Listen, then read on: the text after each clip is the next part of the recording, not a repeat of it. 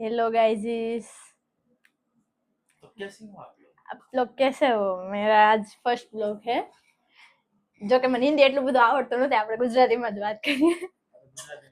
ગુજરાતીમાં વાત કરીએ, બરાબર.